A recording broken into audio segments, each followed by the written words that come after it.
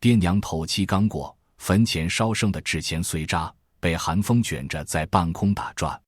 卧凤坡林家那扇厚重黑漆木门猛地被人从里面狠狠拽上，一声巨响震得墙根落灰。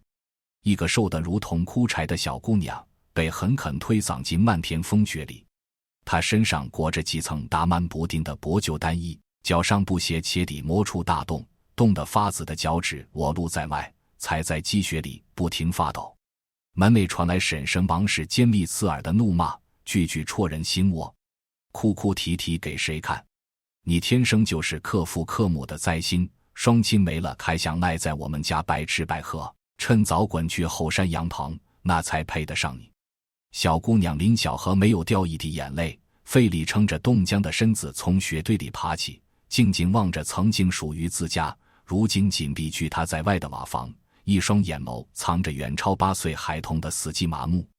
路边看家土狗冲着他狂吠不止，来往村民停下脚步指指点点，人人面露鄙夷，没有一人愿意上前搭把手。谁也不曾料到，这个被至亲赶去与牲畜相伴的孤女，往后会成为整个落凤坡所有人仰望的传奇人物。落凤坡冬日酷寒，冷意能冻裂山界石块。后山所谓羊圈，不过是一处四面漏风的破烂草棚，草草搭在半山腰一处避风凹地。这里圈养着二叔林二狗淘汰下来的10几只山羊，老弱病残挤在一处，其中一头断脚黑山羊性情最为凶悍，平日里见人就低头冲撞，就连饲养它的林二狗都不敢轻易靠近。寒风像锋利小刀，一下下割在小荷脸上。他双臂紧紧箍住单薄身子，深一脚前一脚踏雪往山上挪动，四肢渐渐冻得失去知觉。刚钻进草棚，浓重刺鼻的羊膻混着粪草臭味扑面而来，可对此刻走投无路的小荷而言，这破败草棚是他仅存的容身之处。羊群受到生人惊扰，齐刷刷缩在棚内角落，警惕盯着闯入的小女孩。每头断脚黑山羊前蹄不停刨动地面，低下头亮出残缺尖角，喉咙发出低沉威慑的嘶吼。小荷又冷又饿，浑身力气尽数耗光，倚靠在铺满干草与羊粪的墙角，望着气势汹汹的黑山羊，虚弱扯了扯嘴角，低声自语：你也要赶我走是吗？若是被你顶伤丢了性命，我反倒能下去和爹娘团聚。话音落下，他眼皮沉重合上，身体不受控制蜷缩成一团，意识慢慢陷入模糊。黑山羊望着女孩眼底纯粹又绝望的目光，原本凶狠的金色树瞳渐渐褪去戾气，心头生出几分费解，还有一丝不易察觉的怜悯。他在深山活了整整10年，见过猎人贪婪掠夺，见过村民刻薄冷血，却从未见过这般满心绝望毫无半分力气的孩童。入夜后，猛烈暴风雪席卷整座大山，狂风撞得草棚木架不停摇晃。陷入昏迷的小荷只觉浑身浸在冰水里，冷得不停抽搐。就在他以为自己熬不过今夜时，一团温热毛茸茸的躯体轻轻贴在了他后背，滚烫的膻味包裹住冻僵的身躯。小荷迷迷糊糊睁开眼，才看清那头凶狠的断脚黑山羊卧在他身侧，用庞大身躯牢牢挡住灌进来的寒风。其余山羊见状，纷纷聚拢过来，层层叠叠围在他四周，像一床厚实温暖的羊毛被褥，将他严严实实护在中间。那一晚，人心寒凉刺骨，可一群牲畜给予的暖意，硬生生保住了他一条性命。次日清晨，阳光顺着草棚缝隙斜斜照进棚内，小荷缓缓苏醒，手掌还攥着几缕黑山羊脱落的长毛。一道低沉苍老的声响突兀在耳边响起，惊得他浑身一颤，慌忙四处张望。草棚里除了羊群，根本看不到半个人影。别四处乱看，笨丫头，往我这边瞧。小荷循着声音转头，只见那头断脚黑山羊慢悠悠咀嚼干草，金色双眼直直望向自己，嘴巴微微开合，话语直接传入他脑海，清晰无比。他吓得紧贴土墙，浑身发抖。你莫非是山中妖怪？黑山羊翻了个白眼，语气带着几分傲娇。我若是妖怪，昨夜冻僵之时，早就把你当成果腹吃食，何苦耗费力气护着你？我是这群山羊的领头，你唤我老黑便可。昨夜你落泪落在我鼻尖，冥冥之中打通了你我灵犀，这是天意安排。历经昨夜生死一关，小何心底恐惧消散大半，只剩下劫后余生的诧异与新奇。老黑轻轻抬了抬下巴，示意墙角干草堆，腹中该饿了。草垛底下藏着半块冬地瓜，是前日上山放羊的孩童落下的，你挖出来垫垫肚子。小何半信半疑爬过去刨开干草，果然摸到一块冻硬的红薯，顾不得泥土肮脏，随手擦了2下便大口啃食起来。自此之后，落凤坡多出一桩怪事。被族人赶出家门的孤女林小荷，非但没有冻死饿死在草棚，反倒把一中病弱老羊养得膘肥体壮。村民时常看见他独自对着羊群自言自语，时而浅笑，时而低声落泪。村口晒着太阳嗑瓜子的王氏逢人便叫舌根，满脸不屑，这丫头定是被吓疯了，我早就说她是丧门星，整日和牲畜待在一起，早晚变得和畜生一样。王氏根本不清楚，小何已然手握旁人求之不得的致富门路，由老黑充当他与羊群之间的传话人，他才知晓这群旁人眼中的累赘山羊，个个身怀独特本事。花斑母羊天生通晓天象，只要不听舔舐蹄尖，不出半个时辰必定落雨。瘸腿小公羊嗅觉远超猎犬，2米地之内的水源都能精准找到。领头老黑更是整座大山的活地图，深山每一处山坳、崖洞、草药丛，尽数刻在他脑海里。那年深秋霜降来得格外早，山间草木大片枯黄，村里各家羊群缺食掉膘，个个瘦骨嶙峋。二叔林二狗急得满嘴起泡，钻着皮鞭找到小何，厉声呵斥：若是我这群羊饿瘦半分，我定打断你的双腿。小何不曾争辩，默默赶着羊群往深山走去。老黑走在前方引路，低声传讯：往东翻过鹰嘴崖，背阴山坳长满冬灵草，味道虽苦，却是羊身上加草料，吃了能快速长肉。小何跟着老黑翻过山崖，果然寻到一片常年不见日晒、绿意盎然的草滩。别家山羊只能啃食干枯树皮，他放养的羊群却每日饱腹，皮毛油光水滑，身子圆润厚实。当晚，老黑卧在小何身侧，语气带着几分神秘：丫头，想不想挣些银钱？小何正缝补身上脱衣，闻言双眼一亮，自然想，二叔从不给我一口吃食，我连买盐的铜钱都拿不出来。明日带上竹篮去往西边松树林。华斑昨日在那边觅食，看见几只野鸡冻僵藏在草窝，你去捡拾回来换钱。第二日，小何半信半疑赶往松林，果真在枯草堆里摸到3只冻硬的野鸡，还有一窝完好野鸡蛋。他不敢将猎物带回村落，生怕被王氏强行抢走，独自在后山生火烤熟1只冲鸡，剩下2只趁着镇上赶集，悄悄带去集市卖出50文铜钱。这是他人生第一笔收入，他买了粗盐，又给自己添置一双厚实棉鞋，余下铜钱小心翼翼藏进山洞石缝，妥善收好。日子日复一日缓缓流淌，依靠羊群指引，小何如同开了天眼，一年4季都能寻到山中好物。春季采摘鲜嫩香椿，夏季寻树洞割去野蜂蜜，秋季捡拾饱满山核桃。转眼3年光阴一晃而过，小何长到11岁，身上衣衫依旧破旧，可他眼底沉淀着同龄人没有的沉稳笃定。山洞石缝积攒的钱财也从几十文铜钱变成数两白银。真正改变他命运的转机出现在初夏一日，午后闷热压抑，雷雨即将来临。小何正赶着羊群往山下走，老黑忽然驻足，对着陡峭崖壁不停低鸣：丫头停下，今日我送你一场天大机缘，你可有胆量争取？小何抬手擦去额头汗珠：老黑叔，是什么机缘？你看崖壁中间外松后方，方才老鹰掠过时，我嗅到一股独特药香，那是百年九死还魂草。崖缝旁盘踞一条赤练蛇，此刻刚吞完蛤蟆，正趴在原地休憩。小何心头一惊，村里老郎中曾提起，百年草药是世间罕见救命之宝，价值不菲。老黑继续叮嘱：你身形轻巧灵活，拿石块往远处岩壁抛掷，引开毒蛇注意力，趁机采摘药草。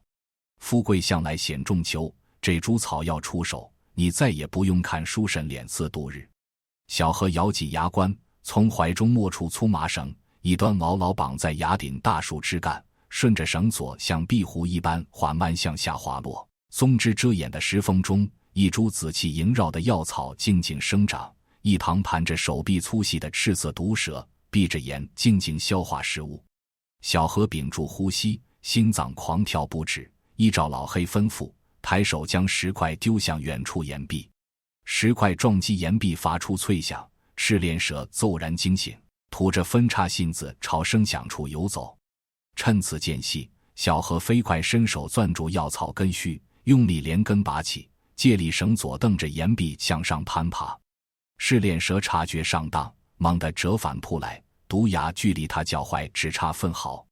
崖顶之上，老黑带领数只公羊合力顶起一块巨石滚落，恰好挡在毒蛇前行路径，彻底阻断他的追击。小何狼狈爬回崖顶，双手紧紧攥着那株珍贵药草，浑身衣衫被冷汗浸透。第二日，小何谎称身体腹痛，独自跋涉30里山路，去往县城规模最大的回春堂。药铺老掌柜初见衣衫破烂、满身尘土的他，当即挥手打算将人驱赶出门。待小何摊开包裹药草的粗布，紫气缭绕的百年骸魂草展露眼前，老掌柜惊得老花镜险些滑落，双手止不住颤抖。小姑娘，这般极品草药，你从何处得来？莫不是祖传之物？小何神色冷静，随口编出说辞：掌柜只管出价，不必追问来源。莫看我年纪小，我清楚这株草药的价值。几番讨价还价过后，这株百年药草最终卖出220两白银。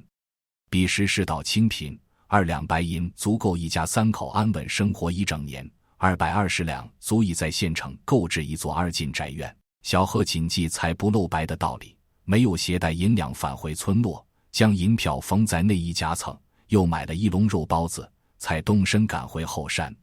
手握巨额银两，他没有立刻离开落凤坡，自身年纪尚幼，孤身一人怀揣巨款外出，极易被歹人盯上，落得人财两空的下场。他决定暂且蛰伏，一边等待合适时机，一边报答羊群数次救命引路的恩情。又熬过一整个深秋，村里百姓忙着收割庄稼，储备过冬粮食，家家户户脸上挂满喜色。唯独老黑整日焦躁不安，带着羊群在山顶来回转圈，不肯进食草料，不停传递凶险预警。大水将至，山体土层松动，不出3日，鹰嘴峰必定崩塌。山峰垮塌会阻断山间河道，河水堆积上涨，整天落凤坡都会被洪水淹没。小何脸色瞬间惨白，落凤坡地处鹰嘴峰下游，一旦山体堵河形成堰塞湖，湖水决堤，全村都会被洪水冲毁。即便村民往日处处刁难他，几百条鲜活人命，他无法坐视不理。小何飞奔下山，第一时间冲进二叔家中，气喘吁吁喊话：二叔二婶，赶紧收拾家当撤离。老黑感知鹰嘴峰即将崩塌，洪水很快淹没村子。坐在炕头嗑瓜子的王氏听完，满脸嫌恶，一口瓜子皮直接吐到小何脸上，一派胡言。大好丰收时节，你张口就诅咒全村丧命，分明是想哄骗众人离家，好独占你爹娘留下的宅子，赶紧滚出去。小何无奈转身赶往村长家中，村长儿子看见他，直接放出院中土狗驱赶。疯丫头，别在这里胡言乱语，鹰嘴峰矗立千年，稳固无比，怎么可能坍塌？趁早滚回你的羊棚。他走遍全村家家户户，挨家挨户提醒避嫌，换来的只有无尽嘲讽与谩骂，人人都说他心智失常，满口不祥风话。小何满心绝望，独自跑回后山，抱着老黑失声痛哭。老黑轻轻叹气，出言劝慰：人为作恶尚可饶恕，自寻此路无人能救。他们心中被私欲蒙蔽，听不进半句良言，你无需再耗费心力，今夜便带着羊群去往北侧高地避险。小何擦干脸颊泪水，眼神变得坚定。我无力救下全村人，但我一定要护住自己与一众山羊。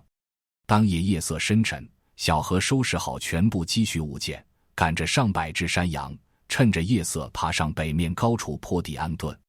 第3日凌晨，一声震彻山谷的轰鸣轰然响起，鹰嘴峰果真大面积崩塌，滚落的巨石泥土瞬间截断河道，河水飞速暴涨，浑浊浪头朝着山下落凤坡席卷而去。熟睡的村民被巨响惊醒，推门而出时，洪水已经漫过膝盖，哭嚎、求救、嘶吼声混杂在一起，响彻整片村落。洪水涨势平缓，大部分村民虽没能护住房屋家畜，却侥幸爬上屋顶树梢，保住性命。洪水退去之后，卧凤坡彻底沦为一片废墟，庄稼尽数冲毁，房屋墙体坍塌，牛羊鸡鸭全部被大水卷走。往日家境宽裕的二叔一家，裹着湿透破棉袄，缩在泥滩里瑟瑟发抖，王氏哭声嘶哑，不停哀叹往后日子无以为继。全村百姓深陷绝境，寒冬将至，无粮无房，人人都看不到活下去的希望。远处山道传来清脆铃铛响动，叮铃铃声响悠远激进。众人抬头望去，夕阳余晖之下，一名身着干净青布棉袍的少女手握牧羊鞭，赶着上百只膘肥体壮的山羊缓步走来。羊群个个皮毛顺滑，领头那头断脚黑山羊昂首走在最前方，气势威严。少女身后紧跟着2辆马车，车厢堆满粮食、御寒帐篷。人群里有人认出少女，失声惊呼：“那是林小河！”她居然安然无恙，羊群也完好无损，她哪里得来这么多粮食？小河停在村口，静静望着眼前这群往日欺辱她，如今满身泥泞狼狈不堪的村民。二叔林二狗一眼认出她，连滚带爬冲上前，满脸谄媚讨好：“我的好侄女，你还活着，真是天大喜事！快拿些吃食给二叔，我们早已饿得撑不住。”王氏也连忙凑上前，伸手想要拉住小河手臂，假意亲热：“我早就知晓你福运深厚，咱们本是一家人，你的财物自然分我们一份。”啪的一声，小河手中牧羊鞭狠狠甩在地面，抽出道深深泥痕。叔婶二人吓得连忙后退几步：“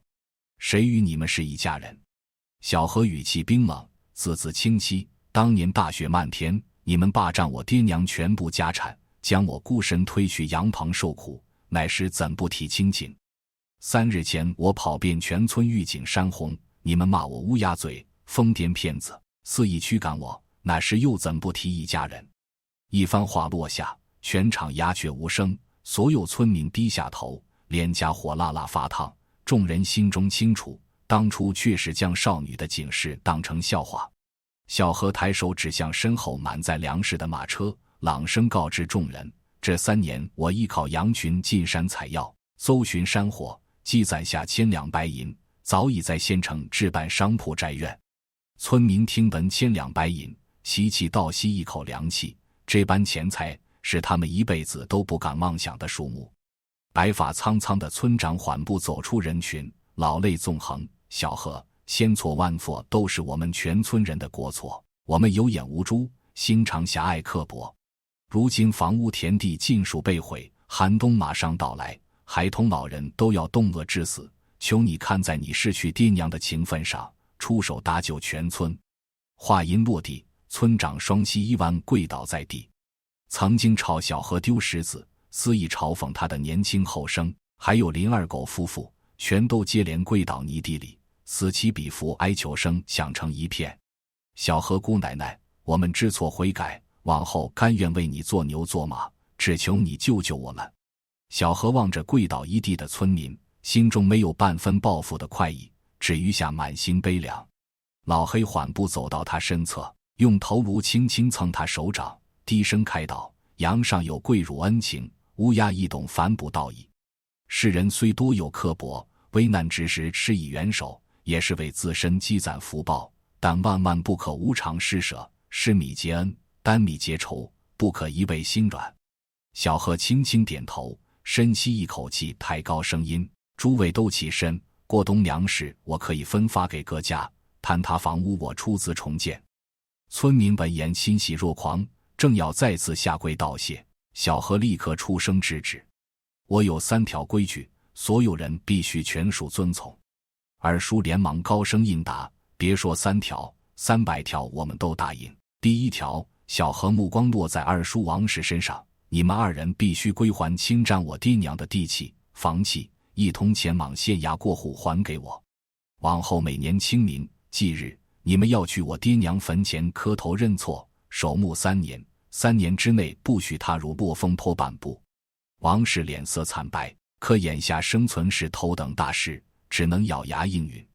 第2条，全村每户人家都要饲养山羊，我会传授大家选良种、防疫病、寻优质牧草的法子。日后售卖羊毛羊肉所得，抽取30%抵扣今日我借出的粮食、建房银两，直至账目2清，授人以渔，方能长久谋生。第3条，小何抬手摸了摸身旁老黑的头顶，往后村落之中，但凡有人肆意虐待牲畜、欺凌无父无母的孤儿，全村人一同将其驱逐，永世不许返回落凤坡。村长带头高声应下，全村百姓无一人反对。自此之后，落凤坡彻底改换光景。小何不曾对外透露自己能听懂兽语，只把从羊群口中得知的养殖、观天、寻草诀窍编成通俗顺口溜，传授给村民。依靠精准偏向预判，村里山羊极少染病，肉质鲜嫩，羊毛厚实顺滑。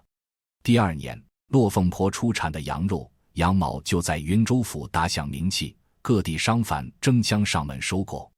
短短3年，落凤坡一跃成为远近闻名的富裕村落，家家户户建起青砖瓦房，林小河成了村里人人敬重、说一不二的主事人。他拿出积攒银两，修建山涧石桥，拓宽进村道路，出资搭建学堂，专门收留家境贫寒、无力读书的孩童，还有无依无靠的孤儿。另一边，二叔林二狗与王氏守墓第3年冬日，2人贪图暖和，不愿清早坟前积雪，躲进破旧山庙生火取暖，不慎引燃庙内干草，虽被路人及时救下，随身家当全部烧毁，无处容身，只能流落村落沿街乞讨，日日忍受村内孩童取笑，完美印证善恶轮回的道理。数10年岁月匆匆流逝，林小河终身未曾婚配，一生收养数10名孤苦孩童。他晚年常独自坐在庄园后山青石上，身边环绕成群山羊，代代领头黑山羊总有一双通透灵动的眼眸，静静卧在他脚边，相伴听他诉说年少往事。传闻小河寿终弥留之际，庄园领头黑山羊趴在床前，眼中落下泪水，仰头朝着长空连鸣3声，声响震彻整片山林。世间万物皆有灵性，心怀善意便能互通心意，人间万事逃不开因果轮回。切莫欺辱年少落魄之人，莫要嘲笑旁人看似痴傻。风水轮转，苍天从来不会偏袒恶人。当年林小河身陷绝境，仅凭一颗纯善之心与牲畜相伴，不仅保全自身性命，危难之际还拉全村百姓走出绝境。老话所言不假，好人纵然一时受世人欺辱，上天绝不会亏待；恶人纵使众人畏惧，天道自有惩处。心底常存良善，便是最好的风水，善待世间生灵，福气方能绵延长久。愿每一个身处低谷之人，都能像当年的林小河一般，纵使受尽冷眼磨难，也不丢失心中赤诚，坚守本心，终能迎来属于自己的福报，一生平安顺遂。感谢各位听完这个充满温情与传奇的民间故事，愿这段文字能为你带去一丝暖意与力量。祝愿屏幕前每一位阖家安康，身体无病痛，遇事皆能逢凶化吉，好人自有好运相伴，福气源源不断涌向家门。